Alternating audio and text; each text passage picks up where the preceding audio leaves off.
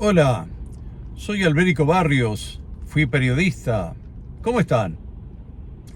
En el día de hoy quiero compartir con ustedes este pensamiento. ¿Será el momento para que en Uruguay se inicien de una vez por todas los juicios por jurado? Digo, cuando el sistema judicial se sacude, no digo que tambalea, pero se sacude fuertemente debido a todo lo que está ocurriendo en relación a los casos que los fiscales toman a su cargo y luego llevan ante los juzgados. Tal vez sería bueno volver al principio de la justicia, es decir, el pueblo. Nosotros, usted y yo, su mamá, su hermana, su tía, sus primos, su hijo. Esto está en la Constitución de 1830.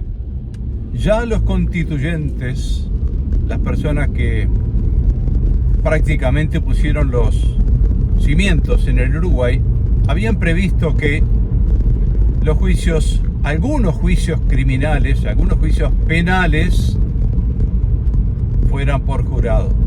¿Qué significa esto? ¿Que desaparece el juez? No. ¿Desaparece el fiscal? No. ¿Desaparece el abogado defensor? No. Pero se parece más a lo que hemos visto durante años en las películas norteamericanas. 12 personas del pueblo son llamadas a este servicio público, porque así está estipulado, para que decidan quién es culpable y quién es inocente.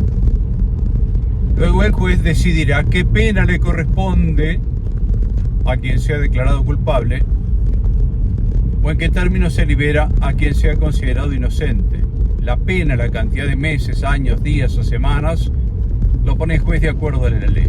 La única ayuda que le da el jurado es que decide quién es culpable y quién es inocente. ¿De acuerdo a qué, dirán ustedes?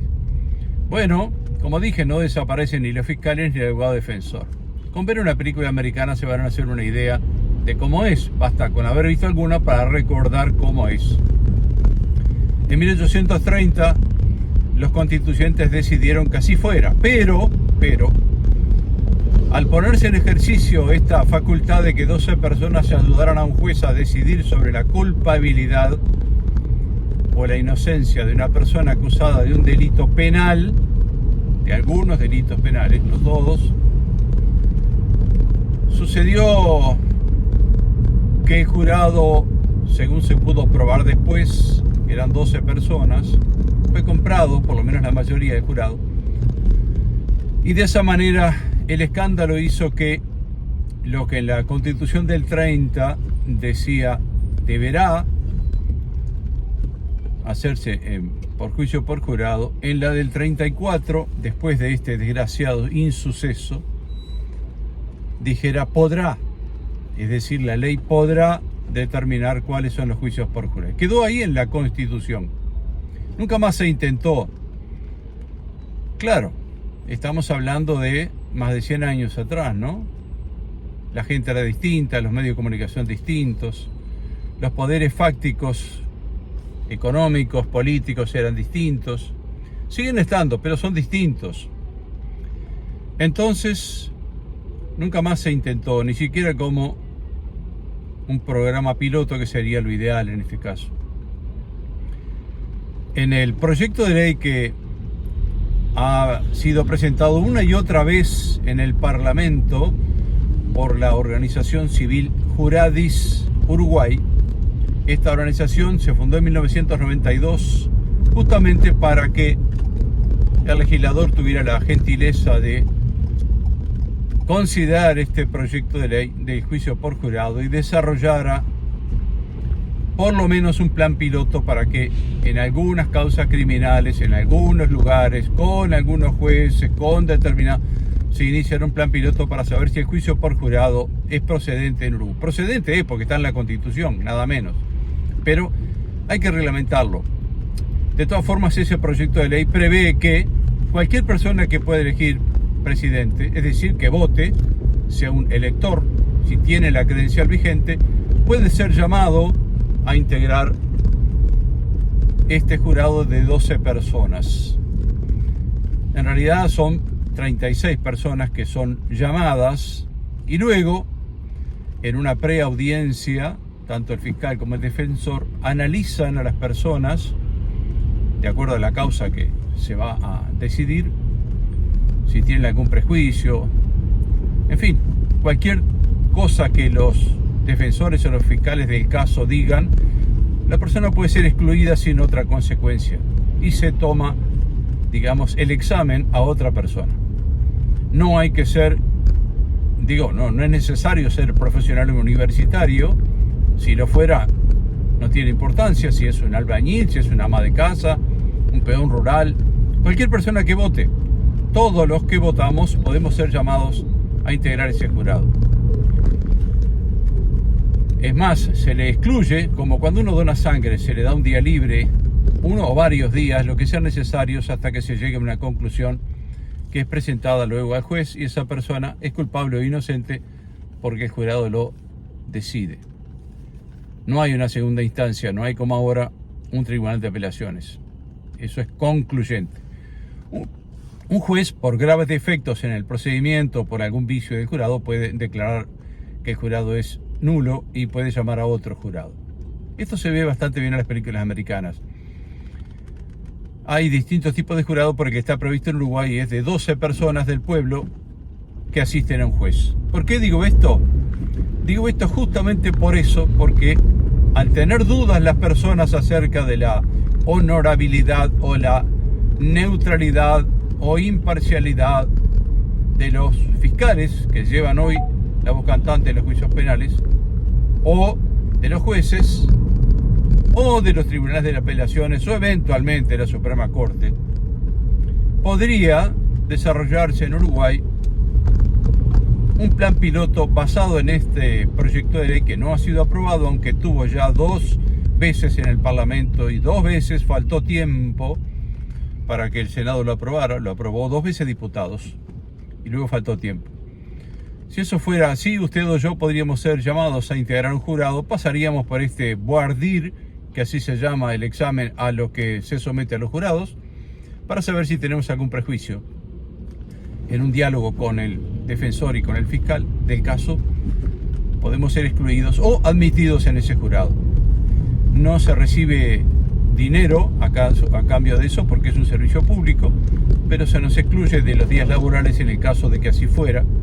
Obviamente podemos ser excluidos por estar enfermos o por estar en el exterior o cualquier otras causas que están en el proyecto de ley de juicio por jurado. A mí me gustaría que se aprobara este sistema porque de esa forma mucho jetón que anda por ahí reclamando tal o cual cosa de los jueces o de los jurados o de los fiscales tuviera la conciencia de que